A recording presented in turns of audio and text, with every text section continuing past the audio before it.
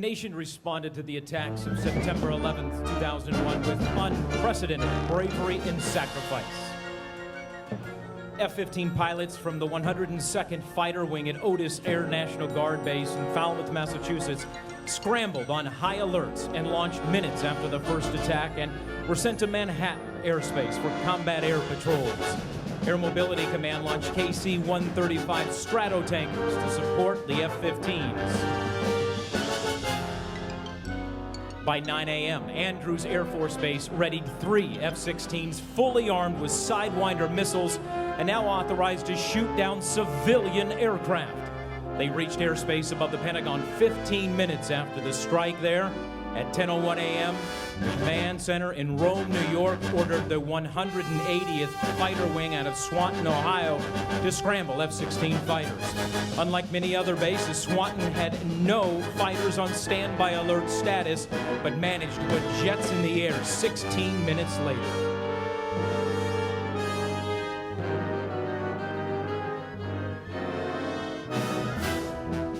Air Force One, always ready to fly at a moment's notice, was with the president in Sarasota, Florida.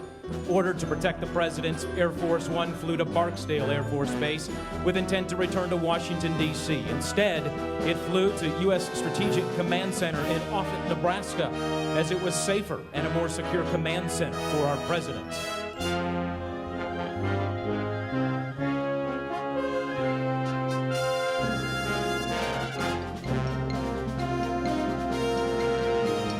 Operation Noble Eagle began that day to defend the skies of America.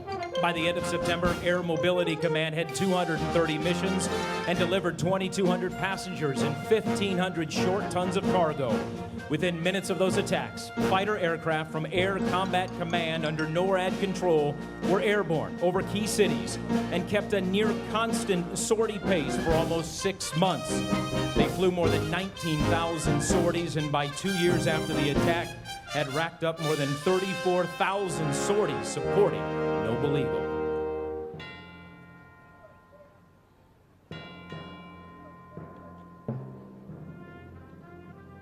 Those were not the only heroes in the air that day. Passengers aboard hijacked Flight 93 voted to take the cockpit away from the terrorists. After phoning friends and family, a passenger's voice was heard yelling, "Let's roll." Amid violent maneuvers by the rogue pilots, these heroes were able to thwart another attack of our country's government a mere 20 minutes from Washington, D.C. America truly came together, watching the heroics on the ground in New York City and on the grounds of the Pentagon in Washington, D.C. 11,000 ununiformed officers and firefighters, along with 3,300 uniformed EMTs, never sleep together, form New York's bravest and New York's best. New York City has America's largest municipal fire department and the second largest in the world.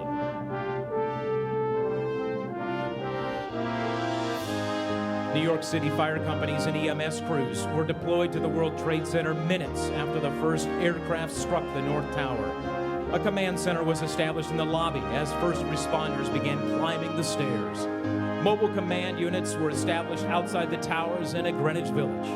Initial deployments that morning included 200 Fire Department New York units with more than 400 firefighters and EMTs. Despite incredible dangers, first responders continued the arduous task of rescuing.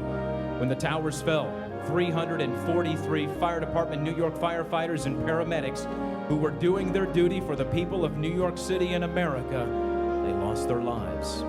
Many of the surviving firefighters continued to work, alternating 24-hour shifts as part of rescue and recovery efforts.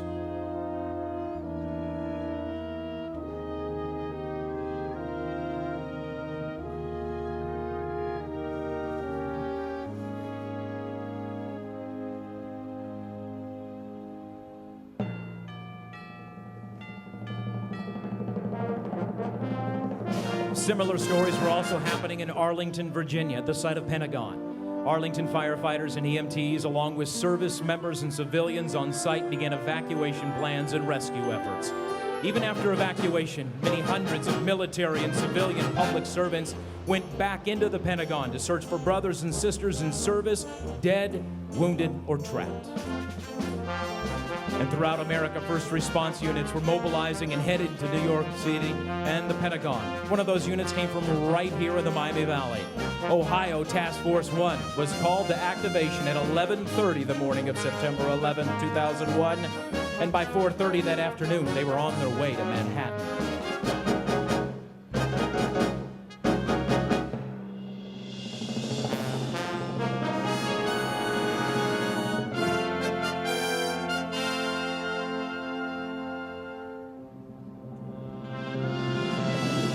Originally known as the Miami Valley Urban Search and Rescue Task Force, the regional team consisted of about 100 firefighters and paramedics from 20 Montgomery and Greene County emergency response agencies and was specifically trained for urban situations such as collapsed buildings.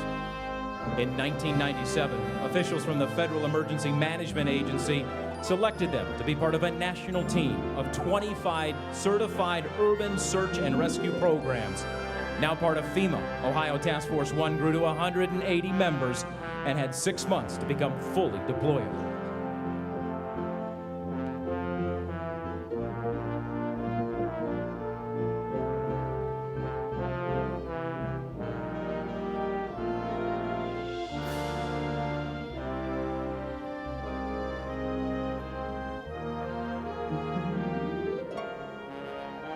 The teamwork demonstrated by these responders sealed the deal on this coveted position, but their proximity to Wright Pat helped as well.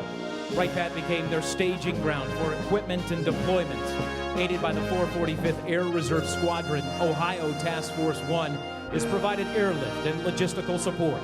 As Wright Pat deploys its airmen, it only seemed logical that we would also partner in the way with our local community. Wright-Patterson continues as a valuable asset for the task force, supplying a mobilization point and immediate air transportation to anywhere in the country.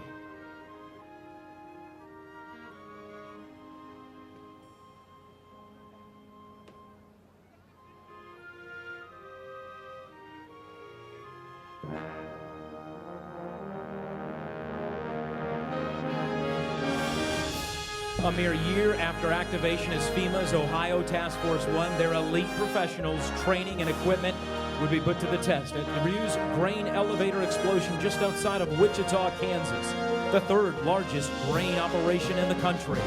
Little did they know how their skills would be needed next.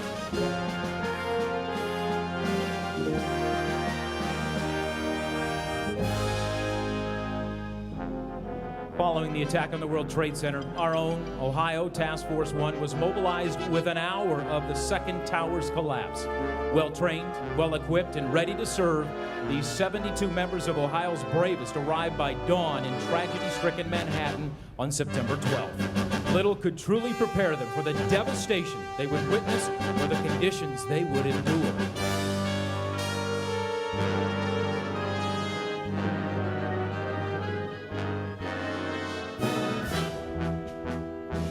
Upon arrival, they immediately began working in the Liberty sector of the southwest quadrant of the collapse area.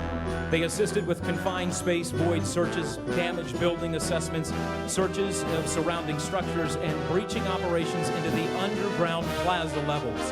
Day after day, 12 hours at a time, they sifted through tons of rubble looking for potential survivors.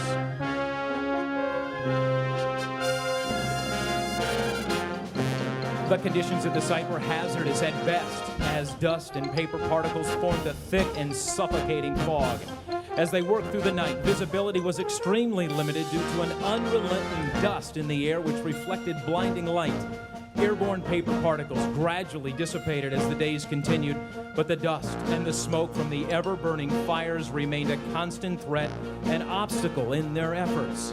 With the help of various volunteer supply units, members were provided half-face respirators to help protect them against the dangerous airborne threats.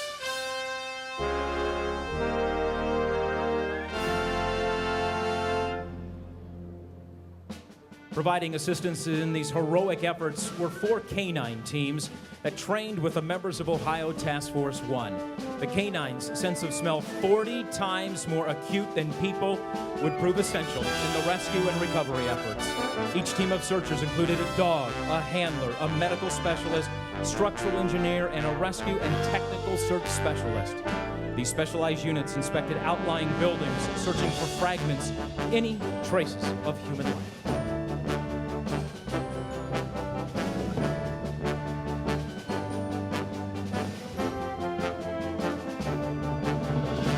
Throughout 8 exhausting and gut-wrenching days, the members of Ohio Task Force 1, along with their canine teams and specialized resources, served alongside firefighters, police, medical teams, and other civilian help agencies.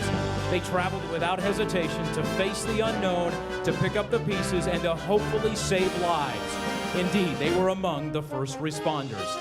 The first to put their boots on the ground within hours after the attacks, the first to see the destruction, the first to breathe the dust of a smoldering aftermath. Ladies and gentlemen, your Ohio Task Force 1.